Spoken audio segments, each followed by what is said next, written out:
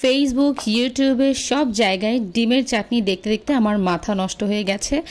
এই লোভনীয় জিনিসটা তো বানাতেই হবে, বানাতে নেমে পড়েছি। কিন্তু সমস্যা হচ্ছে আমার বাসায় শসা শেষ হয়ে গেছে, শসা নেই। তাই বলি কি ডিমের চাটনি খাবো না? খাবো, তবে নিজের মতো করে। আমি যে কোনো কিছু নিজের মতো করে রান্না করতে বেশি পছন্দ করি, কারণ রান্না তো হচ্ছে আর্ট, তাই না? আপনি এটাকে যেভাবেই রান্না করবেন মজা হলেই হলো। তো আমি ফার্স্টে হচ্ছে ডিম সেদ্ধ করে নিয়েছি। উপস, একটু ভেঙে গেছে। যাই হোক, ডিমটাকে হচ্ছে কুসুমটা যেন একটু নরম থাকে এরকম করে সেদ্ধ করতে হবে। সেদ্ধ করে নিয়ে এরপর 4 পিস করে কেটে নিচ্ছি দেখতে সুন্দর লাগার জন্য। তারপরে সবগুলো ডিম কেটে নেওয়া হয়ে গেলে এরপরে আমি হচ্ছে একটা সুন্দর ট্রেতে সাজিয়ে নেব।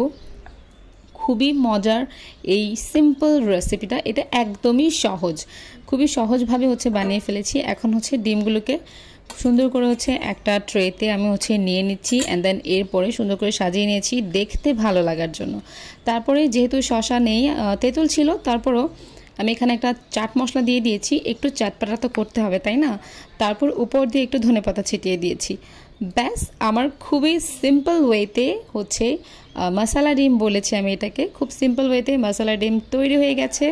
ভিডিও ভালো লাগলে লাইক, কমেন্ট, শেয়ার করে পাশে থাকবেন। ভালো থাকবেন সবাই।